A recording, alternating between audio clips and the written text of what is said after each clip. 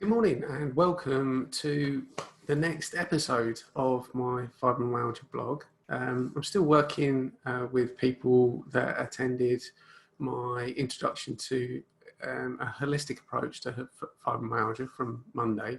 What I thought I'd do this morning is share with you the introduction to that presentation that I gave, just so you can see some of the things that we were talking about, just to give you a flavour of my work really.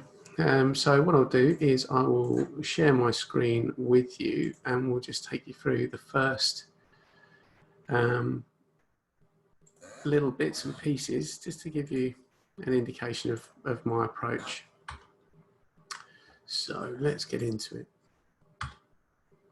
So the 9 areas that we covered off was a bit about me and how I got started with my journey into working with people with fibromyalgia, the research that I've conducted.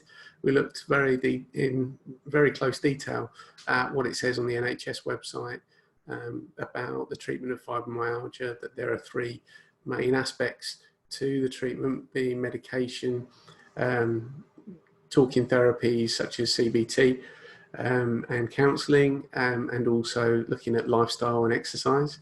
Discussed in great detail the different types of symptoms that people experience, from pain and widespread pain, sensitivity to pain, and also fibro fog, and then also the kind of ancillary symptoms that come with fibromyalgia of fatigue, insomnia and sleeping problems, digestive complaints, muscle stiffness, that type of thing, and then the emotional and mental health impact of living with fibromyalgia. I spend a bit of time approaching each of those different types of symptoms from a different perspective and looking at the emotional well-being, the psychological well-being, and also the neuroscience of each of those conditions, thinking about the potential cause, and also the fact that we deal with the brain and the body often separately in Western medicine, but if we think about the fibromyalgia being a condition of the central nervous system, then we can start to approach it differently. The 3 symptom groups, as I see them, are related to stress, our emotional and mental well-being, and the link to the events of our lives. And I'll be sharing more on that in the coming days. The people that attended my session, I set them all some homework to look at their lifestyle, look at ways in which they can integrate the stuff that we were talking about and learning within their lives on a day-to-day basis, and gave them some tools which I really think will help them. And then we agreed to do a follow-up the following week. So a bit about me. I'm a multidisciplinary therapist helping people across hypnotherapy, talking therapy and counselling, coaching, mindfulness and CBT.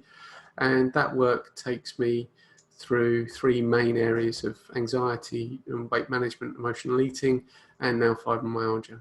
And I'm registered with the General Hypnotherapy Register and the government's Complementary National Healthcare Council. And of course, that means I can be fully insured for the work that I do.